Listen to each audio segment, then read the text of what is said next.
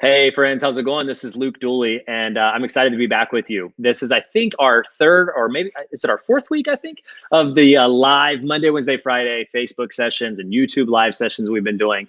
We're going live at 3 p.m. And the whole inspiration around this initially was we want to, at Ocean, we talk about faith and entrepreneurship. We talk about leaders who are leading in new and innovative ways. We're helping people launch and lead new businesses with healthy cultures. And so we are fortunate to have a bunch of people in our relationship and our relational network and our community that are just incredible leaders and voices that we learn from and that we want as many other people as possible to learn from.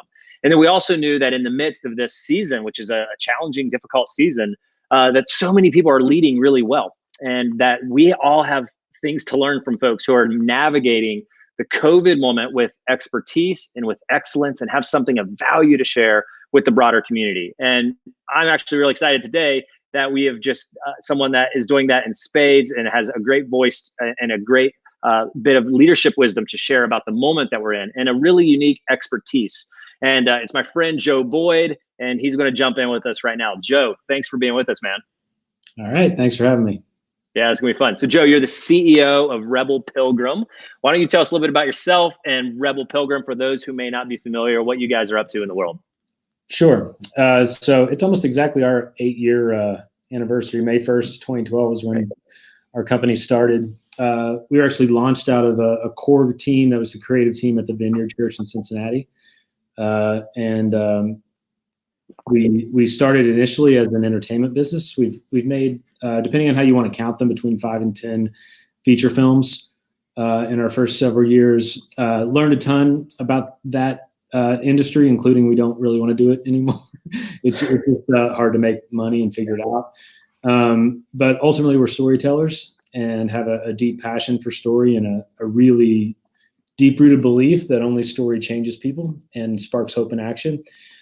So it's taken many manifestations through the years. The bulk of what we do as a business is video production, commercials, web videos, that kind of stuff. We also, in the last 2 years, had really amped up live event production. And so that's been an interesting dilemma for us, as nobody's doing those anymore for a little while here. And then a lot of what we do is kind of otherwise creative consulting around the story that's being told for individuals and companies. Made the decision 3 or 4 years ago to focus on the larger companies here in Cincinnati. And while we work with really small companies and individuals, a lot of our work now is with the Fortune 500s here in town, P&G and Kroger, two of our biggest clients. So yeah, that's us. Yeah. So man, that's a lot. You guys have a lot going on. You've iterated a lot as a leader and as a business. You know, I know you guys, like you said, you got into it to make feature films, and you did that work for a season and learned a lot. And then you started to learn, like, hey, there's other revenue streams and there's other pathways and work that we're actually really gifted at and enjoy doing, and we can add real value to people in this other way. So, if folks are watching and they're wondering, man, I wonder if I've seen some of their stuff. You probably have. If you watched the Super Bowl the last couple of years, you've seen local commercials for organizations that Rebel has produced. And they're just creating all kinds of neat stuff in our city here in Cincinnati, and for these Fortune 500 companies really all around the world. Maybe like they've produced internal events at your organization, internal corporate events or leadership events, and they've been behind the scenes. You haven't even seen the impact of these guys in the culture, the organizational culture. But that's really what I think you guys are doing a great job of, is tapping into the organizational culture of these great businesses in Cincinnati or in this region and helping them tell their story in new and unique ways. How do you kind of talk about your value prop of Rebel Program? Like, one of the things we always ask entrepreneurs is, like, what is the problem you're helping people solve in the world? So what's the problem that you think you help people solve? Yeah, ultimately it's inaction, I think. Just people not doing anything or not doing what you want them to or hope that they would do. Okay. Because we're so conditioned, I think, to think that what motivates people is data and facts, or carrots and sticks, if we're talking internally.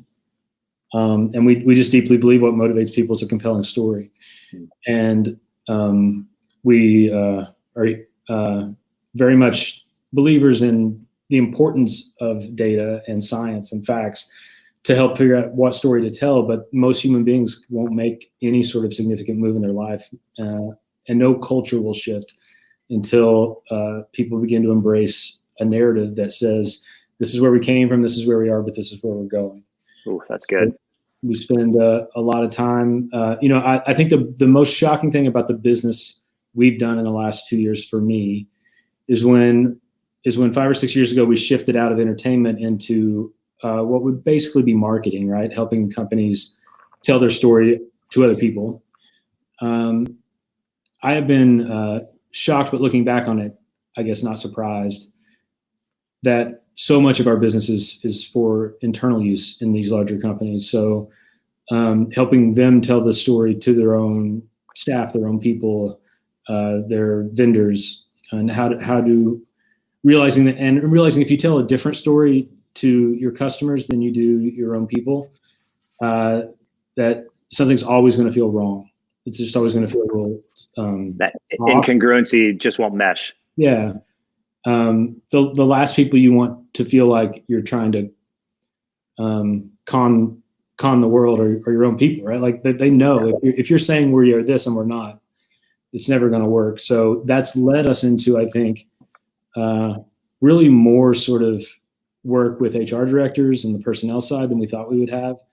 And a lot more sort of people process stuff that has been missing in the culture.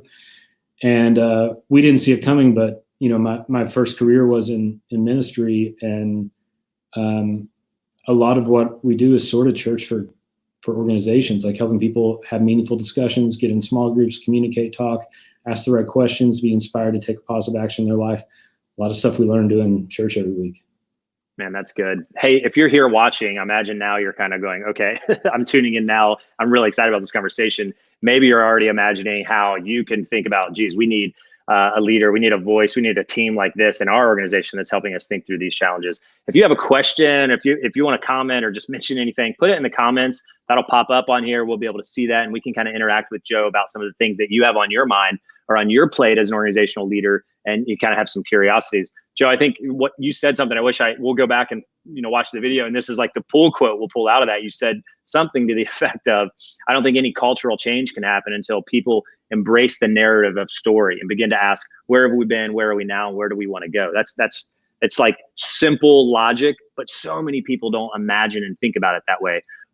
Talk a little bit about like the power of story, the importance of story, really particularly in the midst of difficult seasons like the one we're in right now.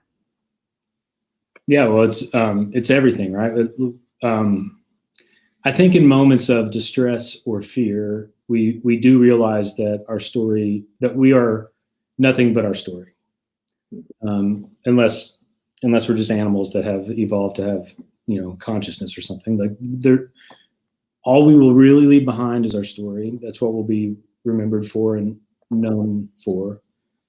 And we sort of lull ourselves into being satisfied with a story because it's comfortable. And in moments of crisis, which we are almost all of us are in right now. Our company certainly is. We are, my wife and I are personally, and crisis may be a strong word, but we're there. What was normal 6 weeks ago is not, and we don't have as much money. We have more time. Everything like reversed all of a sudden, and so this is the moment to step back and ask, are there any sort of shifts I want to take in my story? If I could see my life as a movie or a novel, and the chapter I'm in right now, if I were the reader or I was the viewer, what would I want the next scene to be? And what things can I do in this season, in this scene of my life to push forward? And just on the business side, I've seen a thing floating around of all the tech companies and successful companies that started in the last recession, like Uber and a bunch of those, which makes sense that in moments when normal things aren't working, people begin to figure out new solutions. Yeah. And so that's true in business, but I think this time around, it's different than any other time in my life. It's true for individuals too. I have a lot more friends asking, do I really want to go back to the job I had if it's there? more than they're asking what's next for my company. You know what I mean? And I mean, that's a great question to ask that we are afraid to ask in normal circumstances, but then it kind of gets forced on us. And we're in the cave. There's this, you know, we're in terms of story structure and story theory, every great story has a moment where the hero ends up in the darkness in a cave, almost dies, smell the whiff of death, it's sometimes called. And so we're all having sort of our whiff of death moment, our cave moment. And in that moment in great story structure is when you face yourself. So if you're a Star Wars nerd, this is when Luke goes to see Yoda, and he goes into the cave, inside the cave in Yoda's world, and he sees Darth Vader, and he strikes him down with the lightsaber, and he cuts off the mask, and it's Luke's own face, right? So that was all that's all straight up Joseph Campbell story stuff, saying that in the moment of your life where you're most afraid and scared, you have to face no one else but yourself, and in facing yourself, you can determine the rest of your story. Yeah. Right over there on that bookshelf. If people don't, I have the book, Hero with 1,000 Faces. It's a Joseph Campbell book. It's very dense. It's a lot to get through, but it unpacks this idea of kind of story. Joe, walk us through real quick. I know this is like a thing that you're passionate about. Just like what is kind of that five frame kind of story arc? I think it's 5, right? That kind of every story takes. Yeah, we use 5 in everything we do. We use Campbell's monomyth or hero's journey to figure out the story that needs to be told, and we have 5 sort of parts of that process. But Campbell had like 31 or something. Like he really knew what he was doing. But this is kind of narrowing it down. So every story starts with a hero or heroine who that's the first thing, and that hero is looking forward to some sort of treasure in their life that will ultimately force them on an adventure. And the treasure they perceive at the beginning may not be the treasure they really need. So if you go back to Star Wars, Lord of the Rings, they're sort of similar. The treasure for Luke might seem like it's adventure or, making something of himself, but really it's he's an orphan who needs a family, and he'll end up getting that in the end. So the hero needs a treasure, but a dragon or a monster always comes along to stop the hero. And the hero can't get past the dragon or the monster until a mentor comes along, which would be the Gandalf, Obi-Wan, in every, I can't think of others, but I was trying to think of like a comedy. Every movie has one. This mentor comes along who gives the hero a sword or a weapon, usually something they had all along inside them, to destroy the dragon to get the treasure. So the 5 things we talk about when we develop a story are: who's the hero or heroine, what's their treasure, what's the dragon standing in the way, who's the mentor that comes along, and what sword do they give them to defeat the dragon. And when we talk about marketing, we say you always are the mentor, and you're not the hero, so that stories that make you the hero are the least interesting. But if you can make your client customer the hero and you become the mentor, it starts to unlock the story that you need to tell. Yeah. Is part of that, Joe, is part of why they're the least interesting because they're the least empathetic? Yeah, they're self-centered. I mean, I was, by the grace of God, I've been married 25 years, so I haven't been on a date with anyone else for 27 years. Yeah. But I would imagine like the worst first dates possible is the one where they only talk about themselves and never ask you questions about you and never give you time to tell your story. Nobody wants to be in a relationship with someone that only talks about themselves. It's awful. And so a lot of brands get caught into thinking, the best first date is for me to go in and give my resume and say how great I am. But really the thing you should be doing at first is listening and asking the right questions. So it's again, it's not, when we really put it that way, we all have friends that we don't really love spending a lot of time with because they're self-absorbed. So for some reason, we've allowed brands to think that it's okay for them to be that way. But it's not. I don't think. Yeah. Man, that's so good. So that's the kind of stuff you're helping these businesses and these organizations, whether that's internally or externally, think through and think about. That's so good. So you're also doing that for individuals, though. You are helping, like you said, there is this corporate moment. There's this small business or major corporation moment where people are kind of taking stock and thinking about what are we doing? How do we do it? What's the story we want to tell in the future? Or how do we want to author or the future, really, what are we even going to be capable of? I know like churches and any organization that has mass gatherings or large offices, they're thinking like, I don't even know if the future looks anything like the past for the foreseeable runway, right? So a lot of people are kind of taking stock and imagining what new and what might be. And you guys actually, frankly, you guys are doing that at Rebel, right? Like you do live event production, you shoot a lot of films, you're doing a lot of internal meetings and things like that. A lot of these things have been put on hold. So you're innovating as a leader, and you've come up with this really cool workshop experience that is kind of a take on some of the stuff you just shared, I think, right? Tell us a little bit about The Great Rewrite and what you guys have coming up here soon. Sure, yeah. May 1st, we're doing a virtual workshop. It's a 2-hour workshop we're calling The Great Rewrite. It's rooted in, we have a storytelling workshop just to help people tell a better story that teaches 5 foundations of storytelling. It's different than the hero's journey, different than those 5. But just you didn't just give it all away for free. No, yeah, come on, you gotta diversify your product. But no, the story workshop teaches people how to stand up in front of people and tell a compelling 3 to 5 minute story that has a beginning, middle, and end. Mm-hmm. And we developed, some sort of hacks or best practices to do that. We're taking those and reimagining them, rethinking them through the lens of what we're all going through, and realizing we're all in a position to rewrite our own story.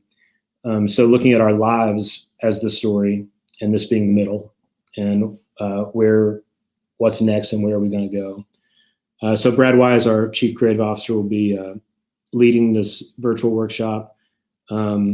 One of the good things, when we do these live, we have a cost associated with it that are more, so we're able to charge a lot less for the virtual workshop. And I think it'll be really useful for a ton of people. We're also giving it free to anybody that's graduating this year. Yeah, I was going to ask you about that. That's cool. There's some, I just feel really bad because my youngest son graduated high school last year. And I think the older we get, we forget how important those things that happen to you when you're like 16, 17, 18, they just feel so monumental. And I feel sad for the graduates that aren't, we want to give them something. So whether it's college, undergrad, or graduate school, if you're graduating this year, you can use the coupon code 2020 grad, 2020 grad, and you don't have to pay for this, because for sure you're at a place where you're trying to figure out what's next if you just graduated. And I've been saying, because I give away the farm. So if you're graduating from the School of Hard Knocks this year, you can use the code too, right? If you're between jobs or don't have $50 or whatever it is to pay. Yeah. 2020 grad can get you in free. If you do pay, then we get to pay our people, which is great. Yeah. So first of all, Joe, I love your heart, man. I love what you just said. If you guys didn't catch that, he's basically saying like, hey, I run a small business and I have people that I need to pay. And this is one of the things we're creating to help pay those people and keep lights on and kind of continue to thrive as an innovative small business, right? But at the same time, like, just can't get away from his pastoral and his loving heart that says, man, if you're just in a season of life where that's not doable and you need this, like get a hold of us. Like, we want you to access this. We want you to see this content. And then, yeah, college or high school or college grads, man, you guys are entering a world that was not what you thought it was going to be a few months ago. And so, or a few weeks ago, really.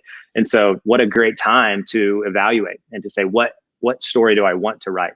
Joe, it's interesting because this is like a spin on almost every single one of these conversations I've had. I had our mutual friend, Julie Balke, on last week. And we talked about unemployment, and we talked about job search, and we talked about, can you be proactive in the job market in a time like this? Or what if you got laid off? And Julie was basically telling a narrative, like, you're putting words to some of the things that she said just differently, right? Because she's basically saying, like, you're going to tell a story about this time, no matter what. Everyone is telling a story about these 3 or 4 or however many months. Like, God, please let it be less, right? But like, you're telling a story. Will your story be, hey, this is what I did, this is how I learned, this is how I grew, this is my experience? Or will your story be, that was kind of a black hole? And maybe, frankly, some people have been in kind of the black hole. Maybe people are really lost and really struggling. I go back to some words that I saw a friend of mine say on Twitter a couple weeks ago. And he said, I just have a feeling that we're going to remember how we finished this whole thing more than how we started it. And so, like, we could start right now to start to tell a different story and to rewrite, to use your language, have a great rewrite of the story we're telling, right? Yeah, for sure. My mind was wandering because I almost wanted to say, for many of us, we'll look back and be grateful for this. I don't want to be insensitive. There are people are dying. People are losing loved ones. Yeah. And I, of course, don't mean that you'd be grateful for that at all. But I think it's like a redemptive gift that God gives us, I guess, once in a while. When something unexpected and bad happens, it kind of jolts us into a position to make some major life changes, minor life changes, right? So, my wife and I weren't great at saving money the last 2 years because we moved above a restaurant. So we were down there every night. And I just realized, we should probably go back on a budget, especially now that we make less money. So, that's a small thing that's going to help us out long term. Yeah. But there are all sorts of larger things too. I was trying to explain to some younger folks in my life, they're like in their, I don't know, maybe about 30 years old, I think. They could, I can't remember who it was, but I knew they were old enough to remember 9/11. And I said, this feels like that, but completely different. Yeah. 9/11 was the last time in my life where it felt like something outside of our normal came in and affected everyone. And it negatively affected a lot of us economically, injected a lot of fear into the system, right? Made us ask big questions of life. And in 9/11, right after 9/11, I had about 5 friends that made major career changes. One that decided just to move. I was living in Vegas. They just decided they were going to move to Montana because that's where their family was, without a job because they wanted to be close to family. And a friend that joined the military because he wanted to do something. Another friend that decided to become a cop because he saw the first responders and he was on his way to do something else. And as bad as 9/11 was, the communal sort of shock and aftermath, I don't know, didn't feel as long and sort of all inclusive as this does. I told my kids, this feels like the 3 days after 9/11 for 6 weeks. Yeah. And so I just think that's going to be, for those of us who are those really going through hell, it'll be negative in so many ways. But for those of us who are going to come out physically okay and emotionally okay for the most part, I think we're going to realize that it was those 6, 8, 12, however many weeks of relative solitude that formed us and changed our story. If that makes sense. That's a long way to say. Yeah. I think we'll never have a greater opportunity potentially in our whole lifetime to change the direction of our story than we do right now. Man, that's good. I just wanted to pause on that for a minute. We'll never have a greater opportunity probably in our lifetime to change our story. Hopefully not. Right? Hopefully not, please. Right. Yeah. Man, Joe, that's so good. Hey, as we wrap up, I want to be really practical for a minute. So we've already talked about one really practical thing I think people can and should do. They should go to your workshop. It's on May 1st. They should go to the Great Rewrite. It's a virtual workshop. You guys have made it really affordable. It's 2 hours. Brad, who I know is going to be leading this along with you and just doing an incredible job of helping people think about kind of the story framework, how to tell a great story, right?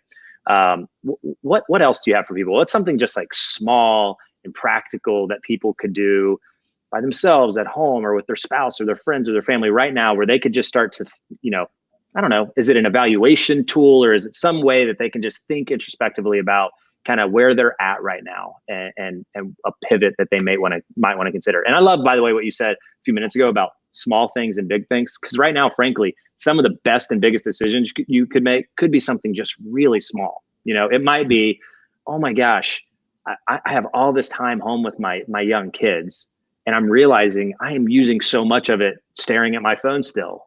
Like, come on! Like, one of the best decisions I could make is to put my phone somewhere at 7 p.m. every night and not touch it again. Or insert your thing, right? But what's a tool or a practical suggestion you have for folks? I don't know for sure. I just right before this got off the phone with a friend who's trying to figure out her next career move and whether she should move to a new city or not. And had decided to do that before all of this, and then opportunities dried up. And and what I realized is what Debbie, my wife, and I went through the last 4 or 5 weeks is there's more variables in the future than there ever have been, it feels like. So nobody knows what it's going to be like in a month or a year. And, wisdom sort of shows us that we should try to project out what might happen and make the best decisions now to put us in the best position in the future. But wisdom also tells us now, like, but it might not go that way, right? It might go some direction we can't even imagine. So what I was telling her and what I think Debbie and I have done is just simplify every decision you have to make and only make big decisions right now. Or when I say that, like, an example would be for my wife and I, like, she's a travel agent, so she lost 70% of her income in 3 weeks. And we got hit hard. All of our production shut down. It'll come back, but I never thought her and I would both be in the position at the same time to both say, do we really want to keep doing our business? But we were, because if either of us was going to stop what we were doing in the next 2 years, we might as well do it now while nobody wants to work, right? Yeah. And so for us, we both decided we are doing what we want to do, and we're going to rebuild and keep going. It would have been fine if one of us decided something else. And we decided we love our neighborhood, but maybe we should pay less for an apartment. So we started looking around for a new place, but we want to stay in this general neighborhood. Mm-hmm. And one of the things I've realized is that I've been reconnecting with a lot of my college friends and my old friends via text, and that I want to keep doing that. That's maybe one of the 5 or 6 things I've learned. It's good. The other thing I would say is look back to 3 months ago at the things you were doing, and what do you know for sure wasn't that healthy that you can stop. Yeah. I know I'm rambling now, but I have thought about how many days does it take to create a habit? I forget, is it 40 or something? If you do something for 40 days in a row, it's way easier to keep doing it. So we've all also been forced into that. So, if you like to gamble, you haven't been in the casino for 40 days. If you wasting your money somewhere, so I think luckily some cycles have been broken, so we can just say, I didn't need that anyway. I can keep going without it. Or the flip side is, what do I really, really have to have that I've missed so bad, and make sure it's in my life. That's good, man. That's a sharp observation. Thanks. Joe, thank you for your time. Thanks for jumping in with us. Hey, we'll put it up there again on the bottom. This is Joe Boyd. He's from Rebel Pilgrim. The Great Rewrite Workshop is coming up on May 1st. The link is in the comments over here. And we just encourage you to take part in that. We will be doing that in some fashion at Ocean. Myself or some of our team will just be participating in that. And I think it's going to be a great opportunity for so many folks. Joe, man, love your heart, love your wisdom. Appreciate you and Debbie, and just, thanks for coming on, man. Thanks for being vulnerable. Thanks for opening up a little bit and sharing with folks, because I think you're right. There's a lot of people that are feeling like they're in the cave right now, the pain cave, the cave of darkness, the cave of unknown. And there's a way out. And I'm appreciative of you for telling these good stories and helping people understand the redemptive story that's going on in their life, so that they can tap into that as well. Thanks, man. Can I say one more thing? Please do. We got nothing else to do, right? A lot of people have been saying we'll get through this together, and I do think we'll get through this, but I don't think the together is a given. And I think in terms of some of the systemic and racial injustices in the world, those who had privilege going in are still going to have it coming out, and it is an opportunity. If we're really going to say we're going to get through this together, then let's make sure we're bringing someone along with us, and not just something we say. You know what I mean? Joe, I heard yesterday, I heard someone say, we're all in the same storm, but we don't all have the same boat. Yep. That's and good. you need to recognize that if you're in a boat that has some extra room, or has a motor, or has a deck that you can get out of the rain, like, you can bring someone else into that, because everyone else doesn't have that same level of agency as you do. So thanks, Joe. Yeah, I appreciate that. Appreciate it. Hey guys, that was Joe Boyd, and man, I just love that conversation. I wish we could sit here for another 30 minutes, but I hope if you are watching this either live or you're going to watch it later, that just gives you some encouragement, and that you are able to kind of tap into that and realize that there's a story going on in your heart and in your life and that there's capacity and there's opportunity to kind of to redeem that story, to have a great rewrite. And so I hope you'll take advantage of some of the resources and some of those things that we talked about in that conversation with Joe. We believe in this idea of like redemptive stories and making things new and creating culture at Ocean. That's what we do. And we actually have a really cool opportunity to just celebrate this idea and celebrate entrepreneurs doing new things. It's coming up on May 7th. It's called Ocean Demo Day. And it's a free virtual event. This is like one of our capstone things we do every year. Normally we gather with 600 or 700 people in Cincinnati, Ohio every spring for this fun event where entrepreneurs from our accelerator program stand on stage and they talk about their businesses that they've been working on through our 18-week accelerator program. And they kind of unveil to the world what they've been dreaming about and working on. Well, we're going to stand on a stage, but we're just not going to do it in front of 700 people live. We're going to do it virtually. So we want you to join us. It's oceandemoday.com. It's going to be really fun, really professionally shot, well done pitches for about the first 45 to 50 minutes. And then about a 45-minute program afterwards, which is a Q&A. We're going to have some experts. Kind of think of it as a little bit of a Shark Tank kind of vibe, but with all those founders kind of jumping back in. It's going to be a ton of fun. It's all free. You want to register. I think you only get invited to that after hours, the kind of the fun Q&A interactive part if you're registered. So make sure you go to oceandemoday.com, fill that out, and jump in there. And hey, we'll be back next week with more of these conversations from leaders that we think are navigating the current cultural moment with expertise and excellence and have something to add to you and your communities. Thanks, guys, for jumping in and joining us today. Have a great weekend. We'll see you next week.